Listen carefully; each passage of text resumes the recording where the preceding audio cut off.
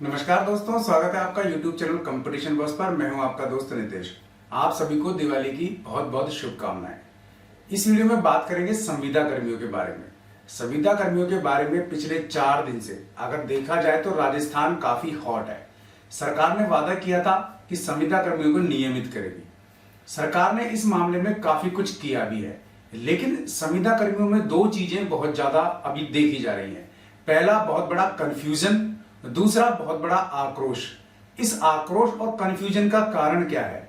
सरकार ने जो आदेश जारी किया है, सरकार ने जो प्रेस नोट जारी किया है, सरकार ने अपने मुखपत्र में जो प्रेस नोट लगवाया है, उसको पढ़ने के बाद काफी सारा कंफ्यूजन है और काफी सारा आक्रोश है। इसका एक ही रीजन है, समझ की कमी।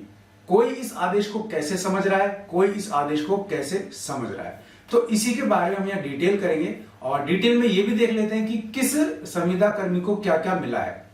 2 दिन पहले मैंने इस पे वीडियो ऑलरेडी बनाया, जिसमें पंचायत राज, एजुकेशन, ये जो संविदा कर्मी थे डिपार्टमेंट में, उनके बारे में क्लियर मैंने बता दिया था। अब इसके अलावा जो संविदा कर्मी है उनके बारे में डिटेल बता रहा हूं। कुल 1 लाख से ऊपर संविदा कर्मी है जिनको सरकार ने बेनिफिट दिया है। सरकार का तो ये कहना है कि बेनिफिट दिया है, लेकिन संविदा कर्मियों का ये कहना है कि सरकार ने उन्हें ठगा है। लेकिन आखिर में हुआ क्या है, ये सब चीज आपको इस वीडियो में एक बार बता देता हूं।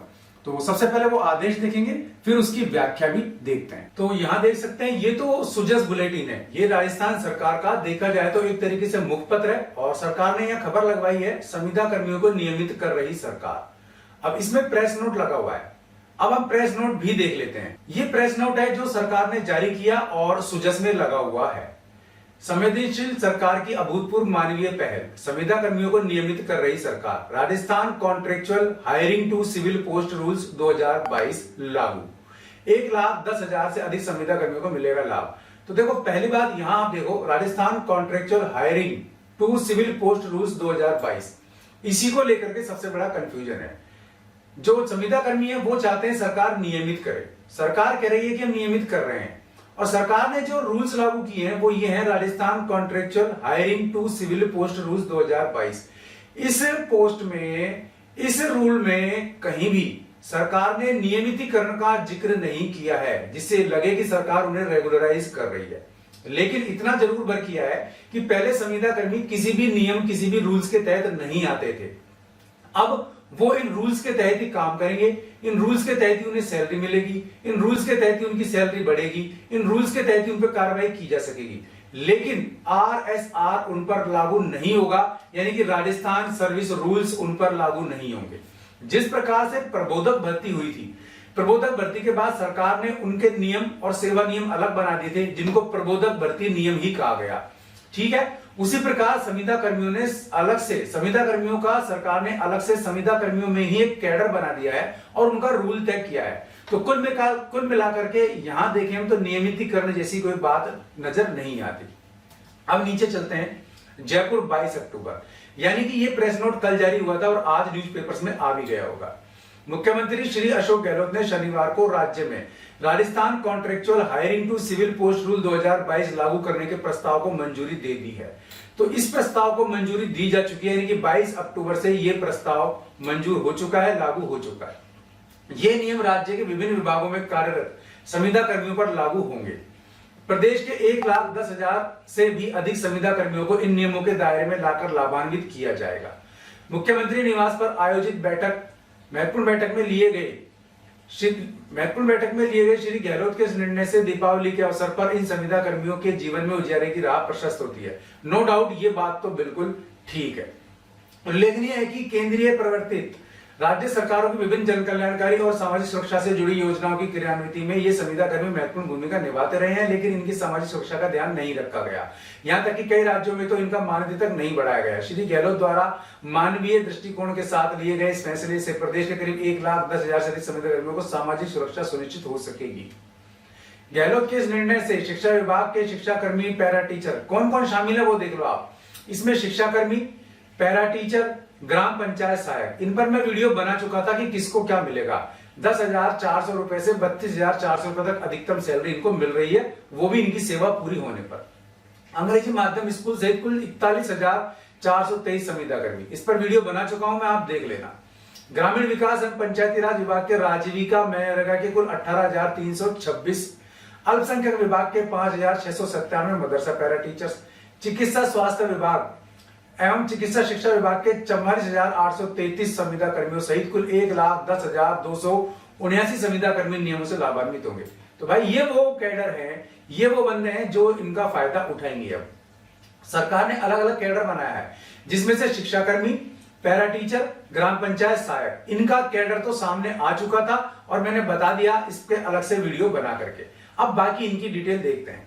Rajasthan contractual hiring to civil post rule 2022 के लागू होने से संविदा कर्मियों की भर्ती पारदर्शी तरीके से हो सकेगी। तो पहला फायदा तो ये होगा कि अब जो नई भर्तियां होंगी वो इन नियमों के तहत होंगी, contractual hiring to civil post rule 2022 के तहत। ठीक है। दूसरा, इसमें आरक्षण का भी प्रावधान होगा। साथ ही जो संविदा कर्मी 5 साल तक काम कर लेंगे, भविष्य में उन पदों के नियमित होने पर उन्हीं संविदा कर्मियों से स्क्रीनिंग कर उन्हें स्थायी किया जा सकेगा। अब सुनो, जो संविदा कर्मी 5 साल तक काम कर लेंगे, उन पदों के नियमित होने पर उन्हीं संविदा कर्मियों से स्क्रीनिंग कर उन्हें स्थायी किया जा सकेगा। ये उनके लिए है जो अगेंस्ट पोस्ट होती है। जैसे मान लीजिए चिकित्सा विभाग की बात करें या एजुकेशन की बात कर लें। एजुकेशन में मान लीजिए कोई संविदा कर्मी लगा और वो 3rd ग्रेड वाली पोजीशन पे लगा हुआ है। अब 3rd ग्रेड का जब वैकेंसी निकलेगी तो वो भाई उसी पद पर स्थायी हो सकेगा, स्क्रीनिंग उसकी कर दी जाएगी, स्थायी हो सकेगा। तो देखो, काफी लोग भाई ये कह रहे थे कि उनका सरकार ने नियमितीकरण का या स्थायीकरण का कोई भी शब्द यहां नहीं रखा है। तो यहां स्थायी शब्द का सरकार ने इस्तेमाल किया है कि 5 साल बाद स्क्रीनिंग होगी और उनको स्थायी किया जा सकेगा। पहली बात तो यह कि 5 साल की सेवा देना जरूरी होगा। दूसरा, नियमों में यह भी ध्यान रखा गया है कि किस पद को किस स्थायी पद के समकक्ष माना जाए। अब मान लीजिए काफी सारी जगह ऐसी हैं, काफी सारे डिपार्टमेंट ऐसे हैं जहां संविदा कर्मी तो किसी पोस्ट पर काम कर रहे हैं, लेकिन उस विभाग में वो पोस्ट नियमित नहीं है। यानी कि जैसे हम बात करें एनएचएम की या एनआरएचएम की। अब यहां मान लीजिए जैसे डीपीएम, डिस्ट्रिक्ट प्रोजेक्ट मैनेजर होता है या डिस्ट्रिक्ट प्रोग्राम मैनेजर होता है। अब उसका जो पद है वो चिकित्सा विभाग के नियमित पद में से किसी भी पद के इक्वल नहीं है या उसके समकक्ष नहीं है। अब उनका क्या होगा, उनको परमानेंट कैसे करेंगे, उनका स्थायीकरण कैसे किया जाएगा या उनकी सैलरी कैसे तय होगी। तो अब इसमें क्या है कि नियमों में यह भी ध्यान रखा गया है कि किस पद को किस स्थायी पद के समकक्ष माना जाए। तो अब डीपीएम के समकक्ष जो भी पद होगा उसको उस पद पर नियमित किया जाएगा, स्थायी किया जाएगा, उसी आधार पर सैलरी पैकेज भी उनके तय किए जाएंगे। तो ये चीज क्लियर होगी, जहां अगेंस्ट पोस्ट है वहां क्या होना है, जहां अगेंस्ट पोस्ट नहीं है वहां क्या होना है। ये दोनों चीजें यहां आपको मैंने क्लियर कर दी और इसी आधार पर संविदा कर्मियों के लिए मानदेय निर्धारण किया गया है और स्पेशल पे प्रोटेक्शन का प्रावधान भी रखा गया है। स्पेशल पे प्रोटेक्शन क्या है, वो ये है कि मान लीजिए सरकार ने इन नियमों के तहत किसी बंदे का, किसी संविदा कर्मी का कोई पे स्केल तय किया। अब वो पे स्केल मान लीजिए उसका तय पे स्केल से ज्यादा है, तो सरकार कह रही है कि भाई यहां आपका जो पे है वो संरक्षित किया जाएगा। मान लीजिए सरकार ने शिक्षा कर्मी का पे स्केल तय किया है 10,400 रुपए, लेकिन वर्तमान में उसको मिल रहे हैं 15,000 रुपए, 12,000 रुपए। तो सरकार कह रही है आपका पे कम नहीं होगा, आपका पे अब इससे आगे ही चलेगा। नियमित होने पर इन कर्मियों को ओपीएस का लाभ दिया जाएगा। ये बहुत ही बड़ा लाभ है भाई। 5 साल बाद जब स्क्रीनिंग होगी, स्थायी होगी, तो आपको ओल्ड पेंशन स्कीम का बेनिफिट भी मिलेगा। इसकी उम्मीद बिल्कुल भी नहीं थी। संविदा कर्मियों को नियमित करने से लेकर समय समय पर कमेटियां बनी, लेकिन इनकी समस्याओं का स्थायी समाधान नहीं हो सका। आगे गहलोत सरकार ने अपना यहां गुणगान किया है। मुख्यमंत्री ने इनकी पीड़ा को समझा, ये सब वही है। और इस बैठक में कौन कौन थे देखिए, ये भी इसका यहाँ डिटेल दिया हुआ है। खैर ये प्रेस नोट मैंने डाल दिया है अपनी वेबसाइट पर, तो वहां आप इसको देख सकते हैं। तो संविदा कर्मियों को सरकार से क्या उम्मीदें थी, सरकार ने क्या किया, ये अपना अपना व्यू, अपना अपना एक दृष्टिकोण हो सकता है। फिर भी कमेंट बॉक्स में जरूर बताइएगा कि आपका दृष्टिकोण इस बारे में क्या है। मुझे जो चीज समझ में आई वो ये आई कि अभी तक संविदा कर्मी जीरो पर थे, उनके लिए कोई नियम कायदे से सैलरी या ग्रेड पे वगैरह तय नहीं था। अब सरकार ने ये तय कर दिया है। अब होगा क्या, अब आगे की जो लड़ाई है संविदा कर्मियों की, वो इसके ऊपर के लेवल से ही शुरू होगी। अगर मान लीजिए अभी इसको यहीं रोक दिया जाता है या अभी इसको यहीं कुछ इसमें अड़ंगे लगाए जाते हैं, तो लड़ाई फिर से जीरो पे ही शुरू होगी। ये काफी संख्या में वो भाई बहन कर सकते हैं जिनको ऑलरेडी सैलरी पैकेजेस बहुत ज्यादा मिल रहे हैं, लेकिन नीचे के कैडर के, नीचे के स्तर के जो संविदा कर्मी है, डेफिनेट 100% उनको फायदा ही मिला है और उनकी संख्या काफी ज्यादा है। तो कृपया इस प्रकार किसी भी बहकावे में आपको आने की जरूरत नहीं है। एक ही चीज समझनी है कि अब आगे की जो लड़ाई है वो इस स्तर से ऊपर जारी होगी। किसी की सैलरी कम है तो अब उसके लिए लड़ाई लड़ी जा सकती है कि सैलरी बढ़ाई जाए।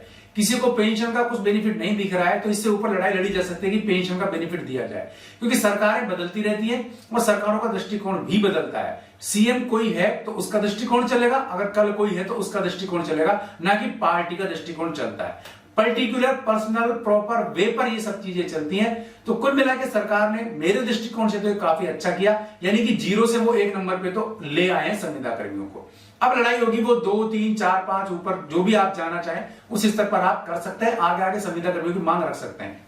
नियमित कर्मचारी क्या करते हैं, वो भी यही करते हैं, पहले वो अपनी फर्स्ट डिमांड पूरी करवाते हैं, फिर उसके बाद सेकंड डिमांड के लिए ज्ञापन या फिर सरकार के सामने जो भी प्रदर्शन करना होता है वो सब वो करते हैं, यानी कि प्रेशर जो बनाते हैं वो इस प्रकार बनाया जाता है। तो इसके आगे आप चाहें तो लड़ाई लड़ सकते हैं, पर इन नियमों के लागू होने के बाद। दूसरी बात और बता दूं, ये सरकार का मानस है नियमों को लागू करना, इसमें कोई कितने भी अड़ंगे लगाए ये नियम लागू होकर रहेंगे, क्योंकि सरकार जब कोई चीज सोच लेती है तो वो करके रहती है। तो कुल मिलाकर ठंडे दिमाग से सोचते हुए अपने कमेंट जरूर एक बार कमेंट बॉक्स में डालें, ताकि इस मामले में क्लियर हो सके कि आपका दृष्टिकोण क्या है। अब काफी भाई बहनों ने कहा कि सरकार ने हमें ठग लिया, इस सरकार को वोट नहीं देना चाहिए। तो मैं फिर यहां एक चीज कहता हूं, कांग्रेस गवर्नमेंट है वर्तमान में जिन्होंने ये नियम बनाए, ये रूल्स बनाए। इससे पहले बीजेपी गवर्नमेंट थी, उसने स्पष्ट मना कर दिया था कि संविदा कर्मियों के लिए कुछ भी नहीं किया जाएगा। सेंट्रल गवर्नमेंट ने सुप्रीम कोर्ट में फाइल दी थी और उस फाइल में क्लियर किया था ये चीज कि संविदा कर्मियों को नियमित नहीं किया जा सकता। कुल मिलाकर गहलोत सरकार ने इतना किया, इससे संविदा कर्मी संतुष्ट नहीं है। बीजेपी सरकार ने कुछ भी नहीं किया था, उससे भी संतुष्ट नहीं थे। अब आपके सामने ऑप्शन क्या है? अगर आप गवर्नमेंट चेंज करने की सोचते हैं तो ऑप्शन क्या है? बीजेपी आपके सामने आपका फायदा नहीं करना चाहती, कांग्रेस ने जो भी करना था वो ये कर दिया, ये आपके सामने आ गया है, आप संतुष्ट है असंतुष्ट है, ये अपना दृष्टिकोण हो सकता है। अब कुल मिलाकर अगर आपको चेंज ही बनाना है, मानस ही बनाना है, तो आपको इन दोनों विकल्प यानी कांग्रेस और बीजेपी के अलावा भी सोचना पड़ेगा। वो आपकी समझ की बात है कि आप क्या करना चाहते हैं। इस बारे में एक चीज और क्लियर कर दूं, अरविंद केजरीवाल गवर्नमेंट ने पंजाब में संविदा कर्मियों को काफी बेनिफिट दिया, दिल्ली में भी दिया, और अभी कुछ दिन पहले मैंने एक पोस्ट डाली थी जिसमें केजरीवाल का यह कहना था क्लियर रूप से कि जहां भी उनकी गवर्नमेंट होगी वहां संविदा कर्मियों को वो नियमित करेंगे। तो अपने को सोच समझ के इस मामले में आगे डिसीजन लेना है। वीडियो पसंद आया तो लाइक और शेयर जरूर कर दीजिए, लेकिन ये चैनल कोई पॉलिटिकल चैनल नहीं है, ये मेरे पर्सनल विचार थे, आपके पर्सनल विचार कुछ और हो सकते हैं। चैनल को सब्सक्राइब कीजिए, बेल आइकन दबा लीजिए ताकि आपको वीडियोस के नोटिफिकेशन मिलते रहें। एक बार फिर से आप सभी को दिवाली की शुभकामनाएं। आज के लिए इस वीडियो में बस इतना ही, ऐसे ही किसी यूजफुल वीडियो में फिर मिलूंगा, तब तक के लिए नमस्कार।